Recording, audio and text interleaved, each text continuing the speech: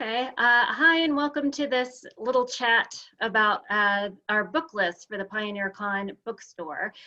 So with me today, I have Jacob Melvin and Monique Jones. They're both presenting panels at the PioneerCon event, and they're going to talk with me about some titles on the list, and we're going to get started geeking out about all these different things there are to read. Mr. Melvin, would you mind starting? Tell us a little bit about what you do at Jeff State. Oh yeah, so I've been here for 10 years now. I teach English and I'm a sponsor for the English Honor Society. Before that, I was at UAB for a few years. I've got a bachelor's and master's degree in creative writing from UAB and a master's in education too. But I write primarily nonfiction. Okay, fantastic, thanks. How about you, Ms. Jones? I'm Monique Jones. I am a freelance entertainment writer for various places that you've probably heard of, like Shadow and Act, Entertainment Weekly at one point, Mediaversity Reviews, Slash Film, etc., etc. Zora, if they're out there, I've probably written for them, including Ebony and places like that. So I also have written the Book of Awesome Black Americans published by Mango Publishing, and it's out right now. It's available at Amazon, Thank You Books, here in Birmingham, and anywhere books are sold online. Okay, great, and I also run my own website, colorwebmag.com, where I talk about some of the things that we're talking about today, which is culture and entertainment and how they intersect. Okay, fabulous. And we'll have a link to your book on our bookshop as well. And Mr. Melvin, to make sure you're not left out, we'll throw up a link to SKD. So, since the English Honor Society is sponsoring this thing. Okay, so looking at this book list, guys, the first thing I thought it would be fun to talk about would be which books on this list you've already read and which ones you liked and why. So whoever wants to start. You can go ahead. I guess I'll have to say, as someone who's kind of always talking about books like these in terms of what gets picked up for TV or movie deals, I know about a lot of these books that way. I haven't actually had a lot of time to read for leisure like I used to. So a lot of these I haven't read, and a lot of them I've just learned about in my job.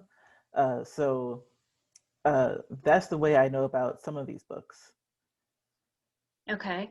Well, I want to follow up and find out about movie deals on some of these, but I'm going to save that for my next question. All right. How about you, Jacob? Any that you've read? Oh yeah, I love Colson Whitehead. He's one of my favorite writers. So I've read The Institutionist, but I've also read his Underground Railroad novel, which is fantastic. If you haven't read that, I think it won the Pulitzer a few years ago. But I mean, he's incredible as far as postmodern writers go. Huge fan. I've read pretty much everything Octavia Butler's done too. I think she's one of the greatest, sci-fi writers that ever was. I'm more of a literary horror person than maybe a science fiction person. So there is a collection on that list that I have sort of skimmed through too, a noir collection. Let me look up the name of it. That, from what I've picked out, it's a fantastic Alabama noir, that Don Noble collection. It's got stuff from Daniel Wallace, who wrote Big Fish, and Winston Groom, who wrote Forrest Gump. Asa Atkins is a big deal. Robbie Howard. It's really fantastic too. So I'm pretty, familiar with that. Monique, I've actually purchased your book, and my daughter's reading it right now. It's fantastic. It's a lot of fun too. So I really like what you did there. Thank you so much. Okay, Absolutely. Great. So the next question is, what do you want to read, or is there anything on this book or this list that you didn't know about that now you're kind of excited to discover more? I'm excited to check out Mexican Gothic and We Hunt the Flame, The Three Body Problem, and Akata Witch. I haven't really heard anything about these, and I'm sure they've been out there, and maybe I just haven't had, maybe I've had my head in the sand because I'm always typing on the computer and stuff. But I really am interested in these titles, especially Mexican Gothic. I do love um, like a ghost story type deal, and it seems like, from what I read, it seems like it's like a period piece with a horror element, and I love anything period. So I'm really excited to learn more about those books. Yeah, and Mexican Gothic was a late addition to the list because Kristen Iskandrian at Thank You Books and her staff or coworkers put this together for us. And we actually had the list and we were getting ready to run with it. And she was like, wait, this is a bestseller. Like everybody loves this. So we added that back on. So it kind of moved it to the top of my to read list because she was so excited about it. Mm-hmm. Yeah, I'm a huge fan of an author named Samantha Schweblin, who is from Argentina, and she has a book called Fever Dream. This has kind of been compared to some, but that book actually just got optioned, the noir book or Mexican Gothic book by Hulu. It's going to be a series, so Really? that'll probably be right on your radar there, Monique. Having to write about it at some point, but it looks fantastic. It is on my to read next list. I'm actually, reading the book also, or beginning the book that our SKD book club is doing too, that's on this list. Children of Blood and Bone. Yeah, and it's fantastic too. What I like about it is it's got all this interesting West African mythology and sort of culture that we don't necessarily see so much, that isn't represented as much as it should be in YL, and just so rich. The writing is so imaginative and interesting. It's nice to see new heroes and heroines too. So I'm really liking what I've seen so far with that. Yeah, I think that's been a good choice for the book club. Absolutely. Yeah, and Monique, I can definitely recommend The Three Body Problem. I've read that one and the sequel to it, and it does what some science fiction does. It's not super interested in character most of the time, but it presents some really complex thought experiments that I really enjoyed. So if that's your thing, that's a good choice to read. But okay, so Monique, I'll come back to you. What's the gossip on things that are in development being optioned? Well, what was said about Mexican Gothic is correct, that it's about to be, or it is optioned for Hulu. I actually have a little bit about some of the things that are in development in my notes. So like what was said, it's going into development for Hulu by Kelly Ripa and Mark Consuelos. I think it's supposed to be a limited series. So I guess it'll be out next year, maybe. And Children of Blood and Bone is in development as a movie. Oh, wow. Yes. I didn't know that. They're moving quickly on that one. Yes. And Nnedi Okorafor's work, Who Fears Death, has also been optioned for HBO, and she's also working with Viola Davis to bring Octavia Butler's Wild Seed to life as a series. Oh my goodness. Yeah. That's awesome. And also The Three Body Problem is also coming to Netflix as an original series. Good grief. Yeah. All right, I got to read that one before it all comes. Yeah. Well, I don't know if I can read all these before it hits the airwaves next year. Yeah, so there's a lot happening. Yeah. And that kind of ties into probably one of the answers I have for one of your later questions, so I'll save it until then. But no, let's go. Because my next question was, why do you think there's so much money and talent and resources being invested in telling these stories? Why are they so popular right now? Well, I think it was going to happen. Let's see, let me backtrack, because there's a lot to say about the time that we're in now, specifically post George Floyd. So before that, I think Hollywood was beginning to realize that there is a lot of money in doing these different stories that we don't see often or ever.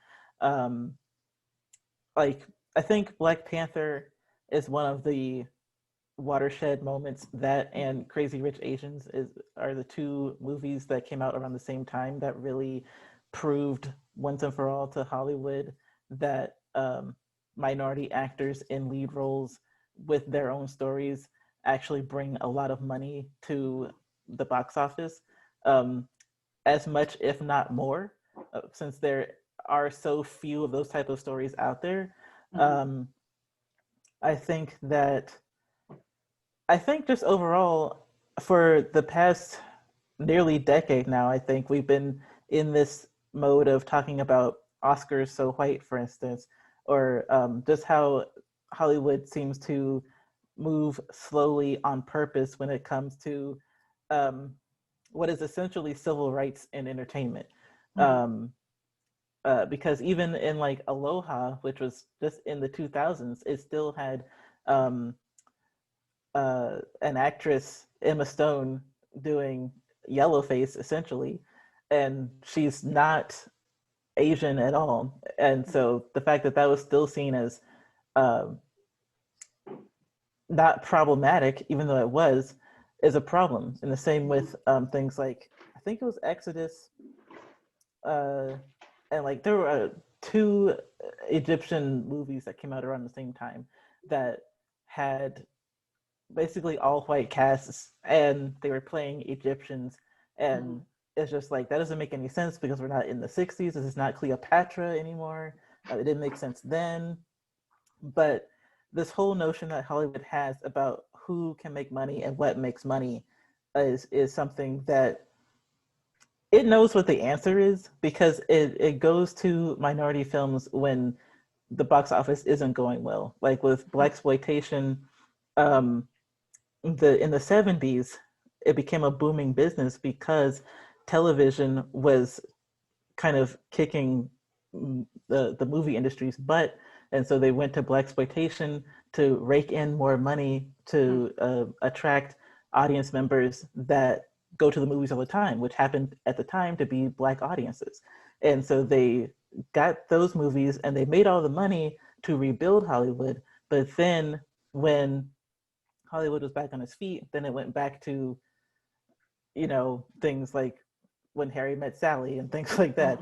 And so then it happened again in the 90s, where you have this Black resurgence of movies and TV. And then all of a sudden, once a couple movies do poorly, or what they think is poorly, then it goes back to, well, we're just going to do these other movies now.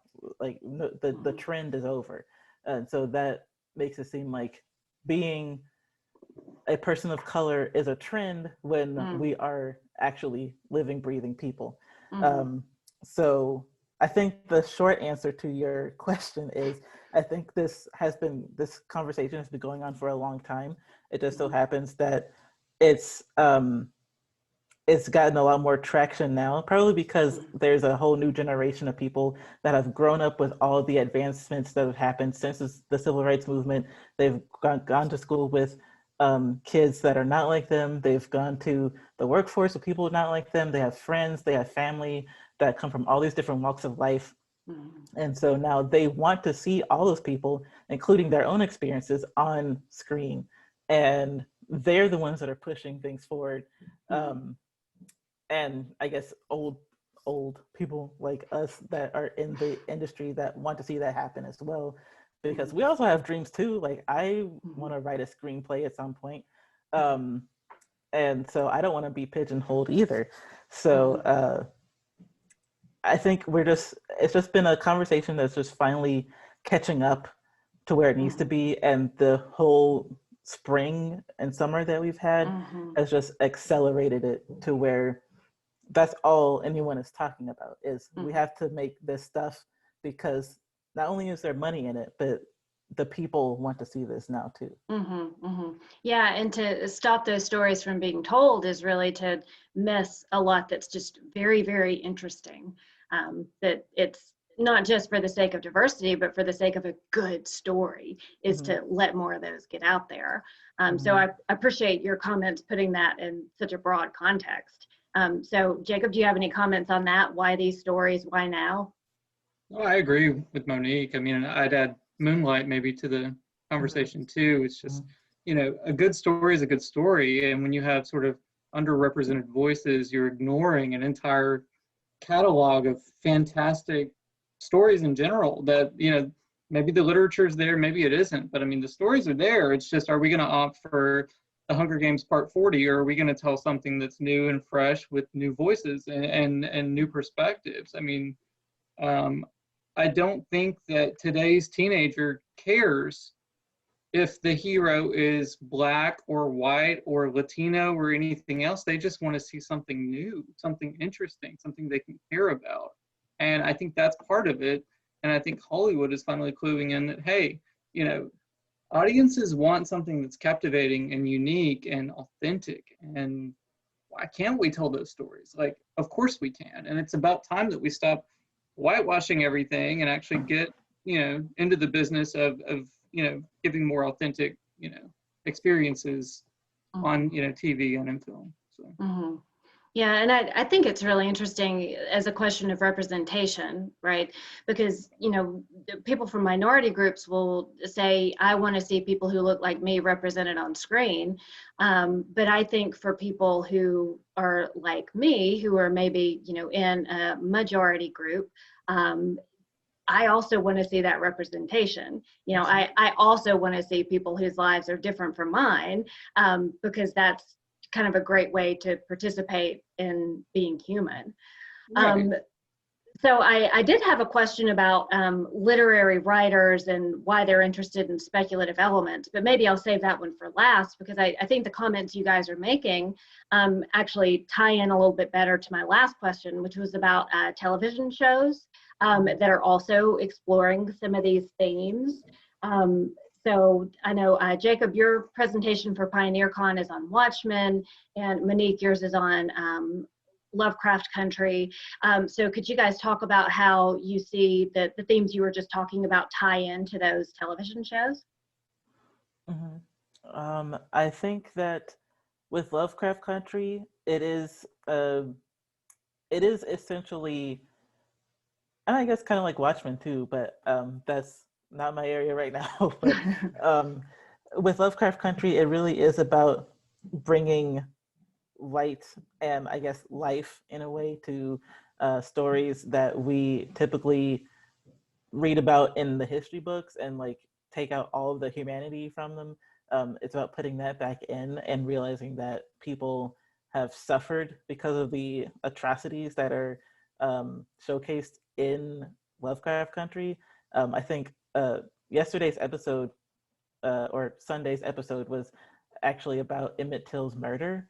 And so it's taking this real life instance of horror and injecting it into an actual horror show to show that indeed the horror that people think can be unrealistic in a movie or a television show has actually happened to people and continues to happen to people.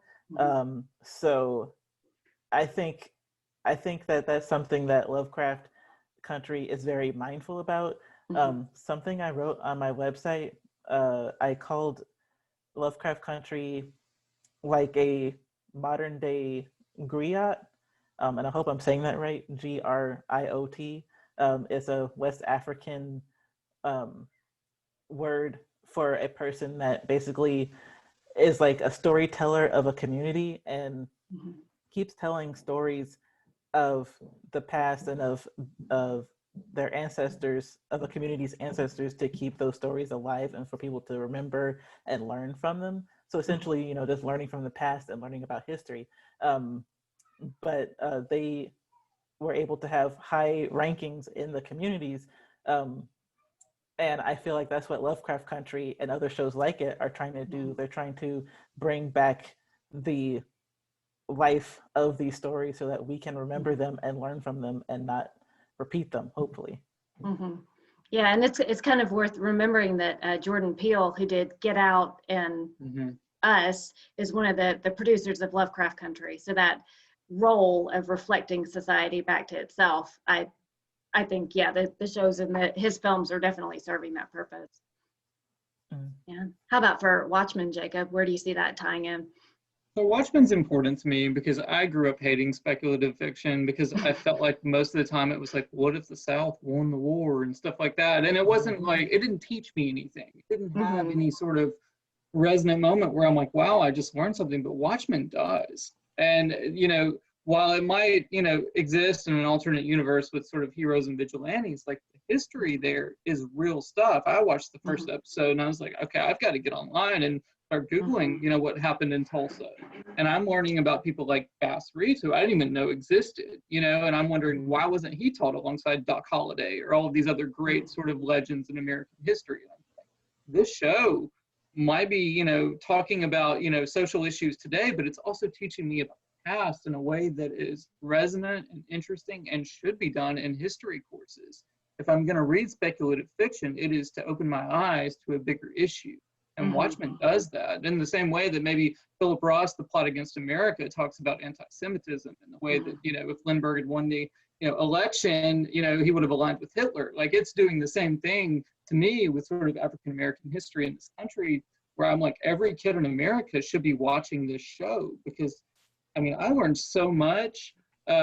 There's even an episode where they talk about sort of these offshoots of the KKK, and there's a group called Cyclops, and that's a real mind control element of the Ku Klux Klan that nobody talks about. People think it's a bunch of dumb rednecks in the South, but really, they were operating all over the country and doing maniacal, horrible things. And, in the same way that we talk about sort of Nazi oppression and some of the horrible things that they did, like, these same atrocities should be taught in our schools and be relevant to our citizens so that they understand and empathize more with what's going on in our country today.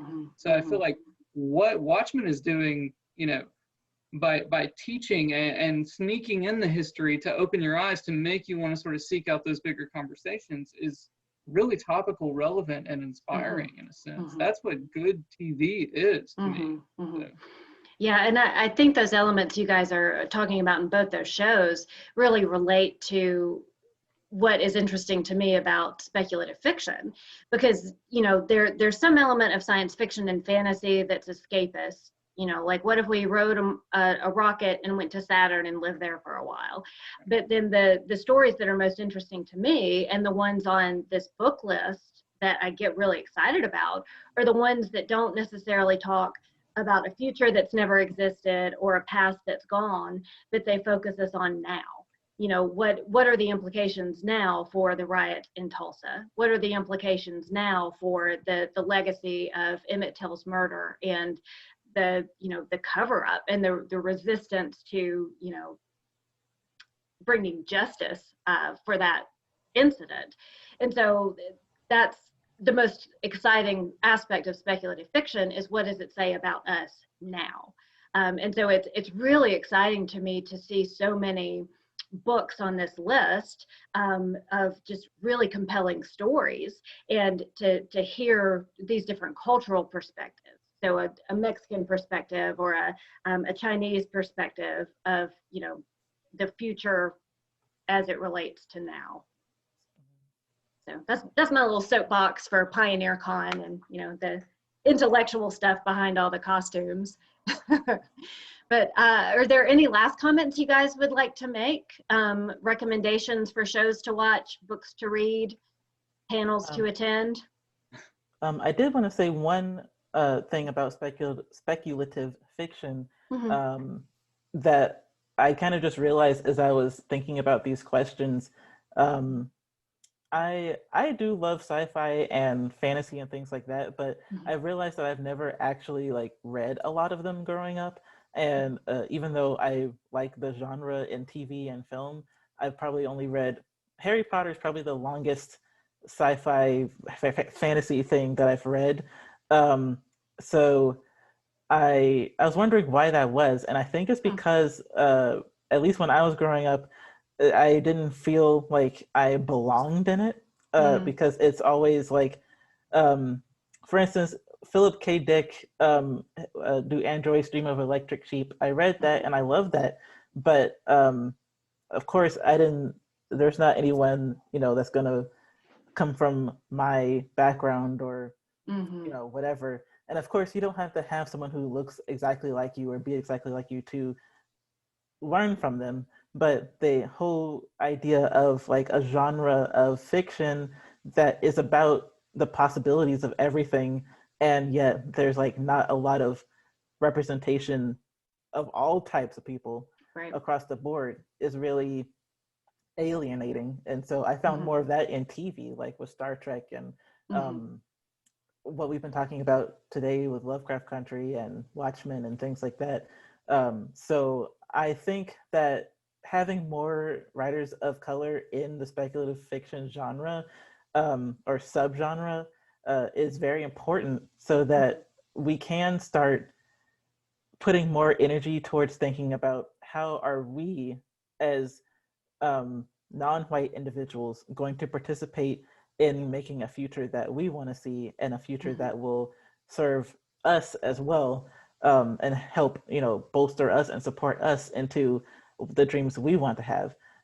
Because I think that's the power of sci-fi and speculative fiction, and that's a power that has been centralized for so long. About how it's always been, how does the typically white man see themselves in the future, not how does the Black woman see themselves in the future, or whoever else, because in those spaces we don't have a future. We're just meant to serve, you know, be lower, and be an object basically.